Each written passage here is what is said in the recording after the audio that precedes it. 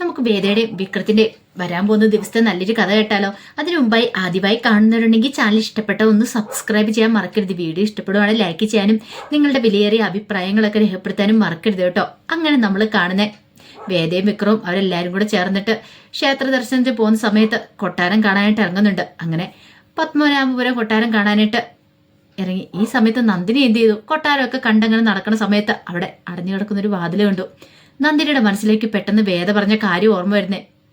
ഇവിടുന്ന് ഒരു തുരങ്കമുണ്ട്. ആ തുരങ്കത്തിൽ കൂടെ അങ്ങ് പോയിട്ടുണ്ടെങ്കിൽ പത്മനാഭ സ്വാമി ക്ഷേത്രത്തിന്റെ അവിടെ എത്താം. അവിടുത്തെ നിലവറയിലേക്ക് ചെല്ലുന്നതെന്നൊക്കെ അതൊക്കെയായിരുന്നു മനസ്സിനറിയും. ഒരു പക്ഷേങ്കിൽ ഈ അടഞ്ഞു കിടക്കുന്ന വാതിലിനകത്ത് എന്തെങ്കിലും കാണുമോ?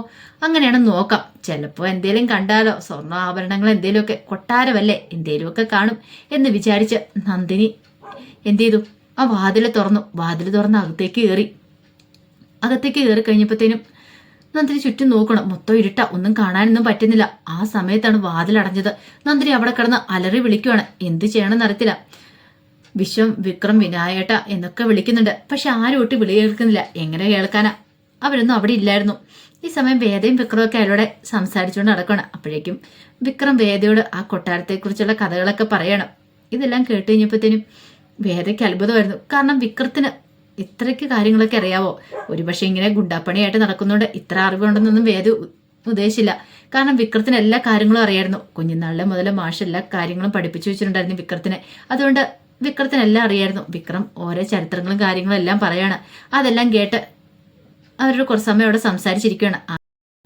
ഇതേ സമയത്ത് കമലയും മാഷും കൂടെ സംസാരിക്കണ സമയത്ത് കമല മാഷിനോട് പറഞ്ഞു, എനിക്ക് ഉറപ്പുണ്ട് മാഷേ, ഈ യാത്ര കഴിഞ്ഞ് നമ്മൾ തിരികെ ചെല്ലുമ്പോൾ നമ്മുടെ ജീവിതത്തിൽ കുറച്ച് മാറ്റങ്ങളൊക്കെ വരുമെന്ന്. മാഷി ചോദിച്ചു, അതെന്താ കമല അങ്ങനെ പറഞ്ഞേ? അല്ല, ഇപ്പൊ തന്നെ കണ്ടില്ലേ, വേദയും വിക്രത്തിനെ ശ്രദ്ധിച്ചോ? നേരത്തെ പോലെ ഒന്നുമല്ല. മുമ്പെന്നൊക്കെ പറഞ്ഞ വിക്രം വേദയോട് അത്ര അടുപ്പൊന്നും കാണിച്ചിട്ടുണ്ടായിരുന്നില്ല. പക്ഷെ ഇപ്പോഴങ്ങനെയല്ല. വിക്രത്തിന്റെ സ്വഭാവത്തിൽ തന്നെ നല്ല മാറ്റം വന്നിട്ടുണ്ട്. മാലയിടാനായിട്ട് തീരുമാനിച്ചു തന്നെ നല്ല കാര്യമായിട്ട് എനിക്ക് തോന്നേ. അത് കേട്ടപ്പോൾ മാഷ് പറഞ്ഞു, അതെനിക്കും തോന്നിയ കാര്യമാണ്. ഒരു പക്ഷേ ശബരിമലയ്ക്ക് പോയിട്ട് വരുന്നതോട് കൂടിയിട്ട് കൂടുതൽ മാറ്റങ്ങൾ ഉണ്ടാവുമെന്ന് പറയാം. കമൽ പറഞ്ഞു, അങ്ങനെ തന്നെ നടന്നാൽ മതിയായിരുന്നു. എല്ലാ പ്രശ്നങ്ങളും മാറിയാൽ മതിയായിരുന്നു. എനിക്ക് ഉറപ്പുണ്ട്, ഉറപ്പായിട്ടും മാഷിന്റെ ആ പഴയ വിക്രമായിട്ട് അവൻ തിരികെ വരുമെന്ന് മാഷ് പറഞ്ഞു. അങ്ങനെ ഒരു പ്രതീക്ഷയോട് കൂടിയിട്ടാണ് ഞാനും കാത്തിരിക്കുന്നത്. കാരണം ഇത്രയും പഠിപ്പും വിദ്യാഭ്യാസവും ഒക്കെ ഉണ്ടായിട്ട് അവന് മാത്രം ഇങ്ങനെ നടക്കുമ്പോൾ എനിക്ക് നല്ല വിഷമമുണ്ടായിരുന്നു. എൻ്റെ പ്രതീക്ഷയല്ലായിരുന്നു കമല അവന്. എൻ്റെ പ്രതീക്ഷകളെല്ലാം തെറ്റിപ്പോയില്ലെന്ന് ചോദിക്കുക. കമല പറഞ്ഞു, അതൊന്നും ഓർത്ത് വിഷമിക്കണ്ടെന്ന് പറയണ. അങ്ങനെ അവിടെ സംസാരിക്കുകയാണ്. ഈ സമയത്ത് വിനായകന് അതിലൂടെയൊക്കെ നടന്ന് ചുറ്റി നടന്ന് കാണുന്നുണ്ട്. അപ്പൊ വിനായകൻ വിചാരിച്ചുകൊണ്ടിരുന്ന നന്ദിനി ഇവരോടൊപ്പം കാണുമായിരിക്കും ഒന്നോർത്തേണ്ട വിനായകൻ നടക്കുന്നത്. അങ്ങനെ കുറെ സമയം കഴിഞ്ഞ് കഴിഞ്ഞപ്പോഴത്തേനും എല്ലാവരും കൂടെ തിരികെ പോവാനായിട്ട് വരുവാണ്. അങ്ങനെ എല്ലാവരും കൂടെ പോകാനായിട്ട് അങ്ങോട്ടേക്ക് ഇറങ്ങുന്ന സമയത്താണ് പെട്ടെന്ന് വേദം നോക്കിയുമ്പോൾ നന്ദിനിയെ മാത്രം കാണുന്നില്ല. വിനായകനോട് വിനായേട്ടൻ നന്ദിനിയെ അടുത്ത് എന്തെന്ന് ചോദിക്കണം. അപ്പോഴാണ് വിനായകൻ ശ്രദ്ധിക്കുന്നത് നന്ദിനിയെ മാത്രം ആ കൂടെയില്ല. അപ്പോഴേക്കും എല്ലാവരും ചുറ്റും നോക്കി കഴിഞ്ഞപ്പോൾ അവിടെ എങ്ങും നന്ദിനിയെ കാണുന്നില്ല. അപ്പൊ ഇതിലേ പോയെന്ന് അറിയത്തില്ല. വിനായകനോട് മാഷ് ചോദിച്ചു, അല്ല നിന്റെ കൂടെ ഇല്ലായിരുന്നോ നന്ദിനി എന്ന് ചോദിച്ചു. ഇല്ലച്ചാ, ഞാൻ കരുതി നിങ്ങളോടൊപ്പം ആയിരിക്കും അവൾ നടക്കണേന്ന് കരുതി. അപ്പമോളും ഒക്കെ ഉണ്ടായിരുന്നല്ലോ. അപ്പൊ അപ്പമോളുടെയൊക്കെ കൈ പിടിച്ച അതിലൂടെയൊക്കെ ചുറ്റി നടന്ന് കാണുമായിരിക്കും എന്ന് കരുതിയെന്ന് പറഞ്ഞു. അത് കേട്ടപ്പോൾ വേദ പറഞ്ഞു, ചിലപ്പോൾ അവിടെ എവിടെയെങ്കിലും നിൽക്കുന്നുണ്ടായിരിക്കും, നോക്കിയിട്ട് വരാമെന്ന് പറഞ്ഞു. പിന്നീട് വിക്രത്തെ വിളിച്ചു വാന്ന് പറയണം. അങ്ങനെ അവിടെയൊക്കെ പോയി നോക്കുകയാണ്. പക്ഷെ ഒരിടത്തും കാണുന്നില്ല. പിന്നീട് അവരങ്ങ് തിരിച്ചു വന്നിട്ട് വിനായകനോടൊക്കെ പറഞ്ഞു, അവിടെ എങ്ങും കാണുന്നില്ല എന്ന് പറയണ. കാണുന്നില്ലേന്ന് മാഷിച്ചു. ഇല്ലാന്ന് പറയണ. എല്ലാവർക്കും ഭയങ്കര വെപ്രാളമായി. എല്ലാവരും അതിലൂടെയൊക്കെ ചുറ്റും നടന്ന് നോക്കണം. പക്ഷെ ഒരിടത്തും കണ്ടില്ല. ഈ സമയത്ത് കമല മാഷിനോട് പറഞ്ഞു, ഇനിയിപ്പോൾ അവൾ എവിടെ പോയി പോലും. ഇത് കേട്ടുകഴിഞ്ഞപ്പം വേദ പറഞ്ഞു, അമ്മ വിഷമിക്കണ്ട, ടെൻഷൻ അടിക്കണ്ട, ഞങ്ങൾ ഒന്നുകൂടി ഒന്ന് പോയി നോക്കട്ടെ എന്ന് പറയണം. അങ്ങനെ എല്ലാവരും അതിലൂടെല്ലാം പോയി ചുറ്റും പുറം നോക്കുകയാണ്. അപ്പോഴേക്കും വേദയ്ക്ക് തോന്നി, ഇനിയിപ്പോൾ ഇതിനകത്തേക്ക് അങ്ങനെ ഇറങ്ങിപ്പോയി കാണുമോ, എവിടെയെങ്കിലും പോയി പെട്ടിട്ടുണ്ടാവുമെന്നൊരു ചിന്ത വരുവാണ്. പിന്നീട് വിക്രത്തോട് പറഞ്ഞു, വിക്രം നമുക്കൊരു കാര്യം ചെയ്താലോ, ഇതിനകത്തേക്കൊന്ന് ഇറങ്ങിപ്പോയി നോക്കിയാലോ? ഒരു പക്ഷേങ്കിൽ നന്ദിനിയടുത്തി ഇതിനകത്തേക്ക് അങ്ങനെ ഇറങ്ങിപ്പോയിട്ടുണ്ടോന്ന് അറിയത്തില്ലോ. വിക്രം പറഞ്ഞു, അതിന് ചാൻസ് കുറവാന്ന് പറയണ. നന്ദിനിയടുത്തിയുടെ സ്വഭാവമല്ലേ, ചിലപ്പോൾ അങ്ങനെയൊക്കെ ചിലപ്പം പോയെന്നിരിക്കും. നമ്മളോട് ആരോടും പറയാതെ അങ്ങനെ പോകുമോ വേദന ചോദിക്കുക. നമുക്കൊന്ന് നോക്കാന്ന് പറയണം. അങ്ങനെ വിക്രവും വേദയും കൂടെ എന്ത് ചെയ്യുവാണ്, അതിനകത്തേക്ക് ഇറങ്ങി പോവാണ്. അപ്പം അതിലെ തന്നെയാണ് നന്ദിനിയും പോയത്. നന്ദിനി അടുത്തുനിന്ന് വിളിക്കുന്നുണ്ട്. ഈ സമയത്ത് നന്ദിനി ആ മുറിക്കകത്ത് പെട്ടിരിക്കുമല്ലേ. നന്ദിനിയുടെ ശബ്ദം പോലും തീർന്നു പോയിട്ടുണ്ടായിരുന്നു. അലറി വിളിച്ച് ആരെങ്കിലും വന്ന് രക്ഷിക്കാനൊക്കെ പറഞ്ഞുകൊണ്ട് അലറി വിളിച്ച് കരയുന്നുണ്ടായിരുന്നു. പക്ഷെ ആരും വരാനായിട്ടാ, ആരും വന്നില്ലല്ലോ. അവസാനം നന്ദിനിക്ക് എന്ത് ചെയ്യണമെന്ന് പോലും അറിയത്തില്ല. താനിവിടെ കിടന്ന് മരിച്ചു പോവോ എന്നൊരു ചിന്തയൊക്കെ നന്ദിനിയുടെ മനസ്സിലുണ്ടായി. തന്നെ കാണാൻ വരുമ്പോൾ എല്ലാവരും അന്വേഷിക്കും, പക്ഷെ താൻ ഇതിനകത്ത് പെട്ട് കിടക്കുമെന്ന് ആർക്കും അറിയത്തില്ലല്ലോ. ഒടുവിൽ വേദയും വിക്രം നന്ദിനിയടുത്തിൽ നിന്നും വിളിച്ചോണ്ട് അതിലൂടെ എല്ലാം നടക്കുന്നുണ്ട്, പക്ഷെ കാണുന്നില്ല. അപ്പോഴേക്കും നോക്കിക്കഴിഞ്ഞപ്പോൾ ഒരു താഴേക്കൊരു വഴി കണ്ടു, കൊട്ടാരത്തിനകത്ത് തന്നെ. ആ സമയത്ത് വേദ വിക്രത്തോട് പറഞ്ഞു, വിക്രം നമുക്ക് ഇത് വഴി ഒന്ന് പോയി നോക്കിയാലെന്ന് ചോദിക്കണം. അങ്ങനെ അവർ രണ്ടുപേരും കൂടെ ആ വഴി താഴേക്ക് ഇറങ്ങുവാണ്. കോണിപ്പടിയൊക്കെ ഇറങ്ങി താഴേക്ക് വന്നു.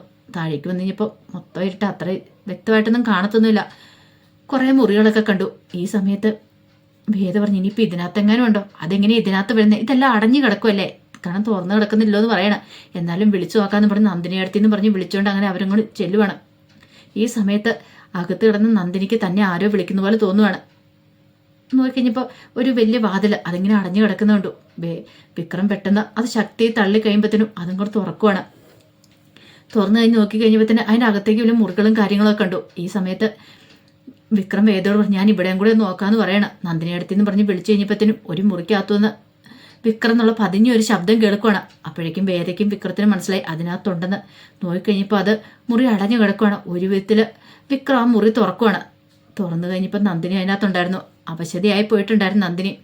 വേദയും വിക്രത്തിനെ കണ്ടു കഴിഞ്ഞപ്പോഴത്തേനും നന്ദിനിക്ക് ശ്വാസം നേരെ വീണേ. നന്ദിനി പൊട്ടിക്കരഞ്ഞുകൊണ്ട് വേദയെ കെട്ടിപ്പിടിക്കുവാണ്. എന്താ ഏതാന്ന് പോലും വേദയ്ക്ക് മനസ്സിലായില്ല. വേദ പെട്ടെന്ന് ചോദിച്ചു, എന്താ നന്ദിനിയെടുത്ത് എങ്ങനെ ഇതിനകത്ത് വന്നേ എന്നൊക്കെ ചോദിക്കുകയാണ്. എനിക്കറിയില്ല, ഞാനിത് കാണാനായിട്ട് കാണാൻ വന്ന ഈ മുറിക്കകത്തേക്ക് കയറിയത് മാത്രമേ എനിക്ക് ഓർമ്മയുള്ളൂ. പെട്ടെന്ന് ആരോ കഥ കടച്ചെന്ന് പറയാണ്. കഥ കടച്ചെന്നോ? അതെ വേദ, എനിക്കറിയില്ല എന്താ സംഭവിച്ചതെന്നൊക്കെ പറയാണ്. അത് കേട്ട് കഴിഞ്ഞപ്പോൾ വേദ പറഞ്ഞു, ആരടയ്ക്കാനായിട്ടാ? വിക്രം ചുറ്റും നോക്കി കഴിഞ്ഞപ്പം ആരെയും കണ്ടില്ല, ഇവിടെ എങ്ങും ആരും ഇല്ലല്ലോ.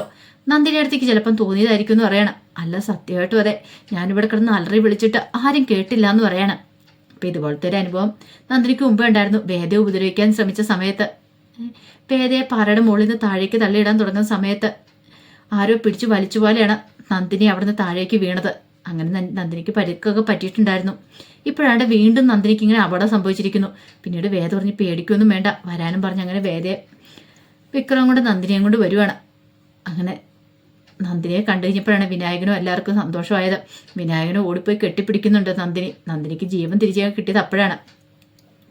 കമല വന്നിട്ട് വേദയോടും വിക്രത്തോടും പറഞ്ഞ്, നിങ്ങളില്ലായിരുന്നെങ്കിൽ ശരിക്കും കൃത്യസമയത്ത് എത്തിയതുകൊണ്ടല്ലേ ഇവളെ രക്ഷിക്കാൻ പറ്റിയത്, അല്ലെങ്കിൽ എന്തായാലും. പിന്നീട് മാഷ് പറഞ്ഞു, എന്തിനാ നന്ദിനി വേണ്ടാത്തടത്തേക്ക് ഇറങ്ങിപ്പോകാൻ പോയത്, നിനക്ക് അതിൻ്റെ ആവശ്യം എന്തായിരുന്നു, നിന്നോട് ആരാ അങ്ങോട്ടേക്ക് പോകാൻ പറഞ്ഞേ, ആ അടഞ്ഞു കിടക്കുന്ന വാതിലിലൊക്കെ പോയി അകത്തേക്ക് കയറാൻ നിന്നോട് ആരാ പറഞ്ഞേ? അത് പിന്നെ ഞാൻ. ഇത് കേട്ടപ്പോൾ വേദയ്ക്ക് തോന്നി, താൻ മുമ്പ് നിധിയുടെ കാര്യമൊക്കെ പറഞ്ഞിട്ടുണ്ടായിരുന്നു, തുരങ്കത്തിൽ കൂടെ പോവുകയാണെങ്കിൽ പത്മനാഭസ്വാമി ക്ഷേത്രത്തിലെ നിലവറയിലേക്ക് എത്താന്ന്. ഒരു പക്ഷേ ഇനി അത് പ്രതീക്ഷ എങ്ങാനും പോയതാണോ? വേറെ അതിനെക്കുറിച്ച് ചോദിക്കുകയും ചെയ്തു. നന്ദിനി പറഞ്ഞു, അങ്ങനെയൊന്നുമില്ല, ഞാൻ വെറുതെ ഇങ്ങനെ അടഞ്ഞു കിടക്കുന്ന വാതിൽ കണ്ടപ്പോൾ കയറിയതാ എന്നൊക്കെ നന്ദിനി പറയണം. പിന്നീട് നന്ദിനിക്ക് കുടിക്കാനൊക്കെ വെള്ളമൊക്കെ കൊടുത്തു. നന്ദിനി ആകെപ്പാടെ പെട്ടുപോയിട്ടുണ്ടായിരുന്നു. നന്ദിനിയെ തിരികെ കിട്ടിക്കഴിഞ്ഞപ്പോഴാണ് എല്ലാവർക്കും സന്തോഷം വന്നത്. അങ്ങനെ അവര് സന്തോഷത്തോടു കൂടിയിട്ട് യാത്ര തുടരുവാണ്. പക്ഷേങ്കിൽ ഇനി വരാൻ പോകുന്ന ദുരന്തത്തെക്കുറിച്ച് അവർക്ക് ആർക്കും ഒരു ബോധ്യം ഉണ്ടായിരുന്നില്ല. കാരണം ഇനി സംഭവിക്കാൻ പോകുന്നൊരു വലിയ ദുരന്തമായിരുന്നു. മാഷിന് വലിയൊരു അപകടമൊക്കെ സംഭവിക്കുന്നുണ്ട്. മാഷിൻ്റെ ജീവൻ അങ്ങനെ അപകടത്തിലേക്ക് പോവാണ്. അപ്പോൾ അതിൻ്റെ വിശേഷങ്ങളൊക്കെ കാണുന്നത്. അതിൻ്റെ വിശേഷങ്ങളുമായിട്ട് നാളെ വരാട്ടോ. അപ്പം മറക്കാതെ എല്ലാവരും കയറി കാണണേ. ഇനിയിപ്പം നെക്സ്റ്റ് വീക്ക് പ്രമേയം നമ്മൾ കാണാനായിട്ട് പോകുന്നത്. അപ്പോൾ സന്തോഷകരമായ യാത്ര തന്നെയായിരുന്നു വേദയ്ക്കും വിക്രത്തിനും. ഇത് അവർ നന്നായിട്ട് അടിച്ചു പൊളിക്കുന്നുണ്ടായിരുന്നു. പക്ഷേ ആ യാത്രയുടെ ഒടുവിൽ അവർക്ക് സങ്കടകരമായ കുറച്ച് നിമിഷങ്ങളൊക്കെ ഉണ്ടാകുന്നുണ്ട്. അതിൻ്റെ വിശേഷങ്ങൾക്കായി നമുക്ക് എല്ലാവർക്കും കാത്തിരിക്കാം. ഒരിക്കൽ കൂടി എല്ലാവർക്കും ശുഭദിനം നേർന്നുകൊണ്ട് നിർത്തുന്നു. നന്ദി.